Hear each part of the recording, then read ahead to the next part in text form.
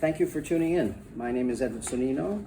I'm the independent write-in candidate for New York City Mayor this coming November 2021. Here is my reading of the article I've posted on my LinkedIn and Twitter sites. The title is "The Enormous Difference Between Eric Adams's and Edward Sonnino's Campaign Platforms for New York City Mayor 2021, dated August 7th, 2021. There is an enormous difference between the campaign platforms of New York City mayoral candidates Eric Adams, the Democrat, and Edward Sonnino, the Independent. The Adams platform is traditional, with modest proposals on how to incrementally improve New York City and marginally solve its problems, whereas the Sonnino platform is truly innovative, with many transformative, sustainable solutions, not timid, incremental ones. New York City voters in the 2021 mayoral election have a real choice between a traditional candidate and a visionary one. The most dramatic platform difference concerns New York City's public schools, which are of crucial importance since all our social and economic problems are the consequence of mediocre public schools producing large numbers of poorly educated citizens. New York City's public schools need to be vastly upgraded. That should be the number one priority. The city's social and economic prosperity depends on it. The Adams platform has only vague, traditional ideas on how to slightly improve our public schools. The Sonnino platform instead has very specific, transformative proposals on how to turn every single New York City public school into an elite school, as good as, if not better than, the best private schools in the country. New York City public high school graduates would then be among the best educated in the nation. High-paying jobs would flock to New York. New York would have a sustained economic boom along with social prosperity. The formula of all successful private schools is strict class discipline, lots of homework and study hall, an enlightened curriculum, and individual assistance for every student having academic or psychological difficulties. That formula must be applied to every single New York City public school. That would lead to all public school graduates being more than ready for the best colleges and graduate schools.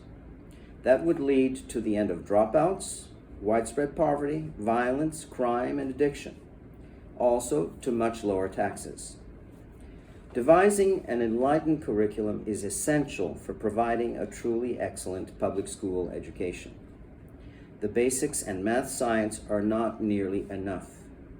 We need our public schools to provide a liberal arts education, giving all students a solid foundation of general knowledge along with a strong grasp of logic and critical thinking. This is particularly necessary for those who do not go on to college, as well as for those who do, but focus excessively on courses related to a professional career, with the result that they end up with a narrow education. A broad-based education is essential for being truly well-educated. Here are important courses the Sonnino platform includes in the curriculum of every New York City public high school. 1. The United Nations Universal Declaration of Human Rights and the World History of Human Rights Violations. 2. Economics, finance, investments, including properly examining whether QE financing by the Federal Reserve is inflationary per se, whether QE finance debt is necessarily passed on to future generations, and examining which mainstream economic theories are flawed, not backed up by statistics, such as those on the causes of inflation and the effects of budget deficits. 3.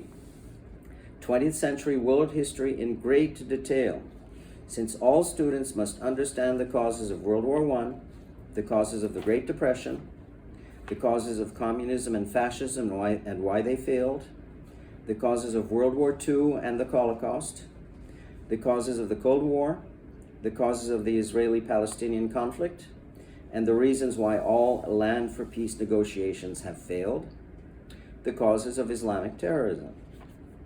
4. history of art, architecture, and design. 5.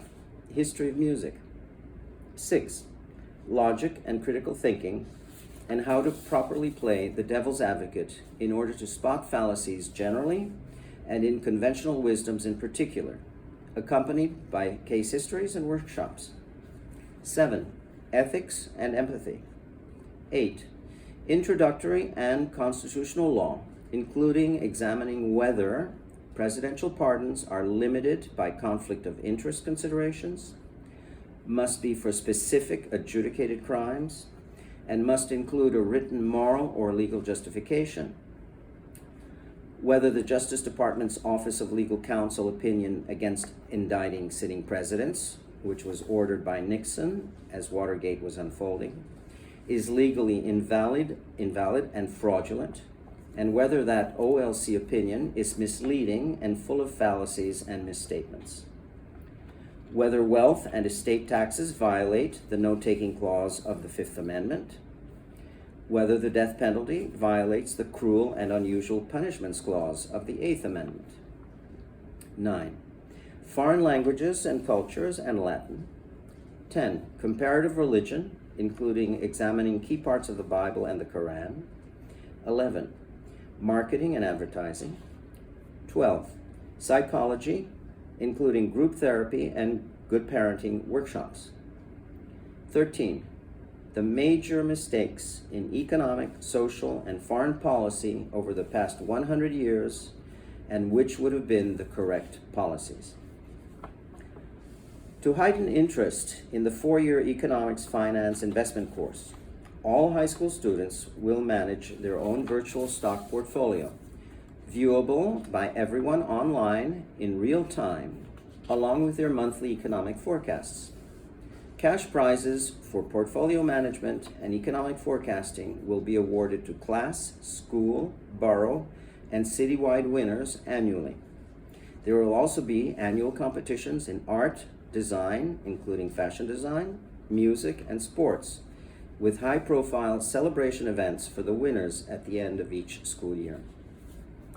Additionally, the Sonnino platform states the need for all-day public school from nursery through high school to free parents to work and to keep our youth constructively occupied and out of trouble.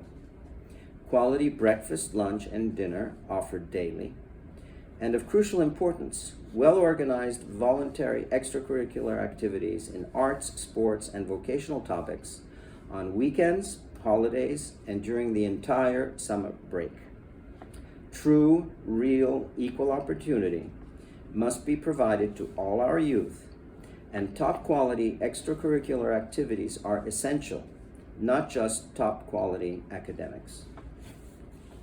New York City's and our nation's serious chronic problems are the result of mediocre public schools imparting inadequate knowledge combined with deficient training in logic and critical thinking. Knowledge without logic and critical thinking is worthless. Lyndon Johnson proclaimed the war on poverty in 1965. The results since then have been miserable because the emphasis was not put on making all our public schools elite, the common sense solution. Had all public schools been turned into elite schools in 1965, there would be practically no poverty today. There would also be practically no unwanted pregnancies, so no battles over abortion, no violence, no crime, no mass shootings, so no need for gun control, no addiction, no racism, no religious, gender, or sexual discrimination, no abusive behavior, no rape, no police brutality, no absurd conspiracy theories, no political animosity, no class warfare, no invidiousness, no need for high taxes, given more reliance on QE financing, a full employment policy, and a much more productive citizenry. No proposals for unconstitutional, anti-investment, and double taxation wealth taxes. No more unfair and economically counterproductive long-term capital gains taxes. No dishonesty, no hypocrisy, No corruption, no mentally disturbed, no authoritarians, no seditionists.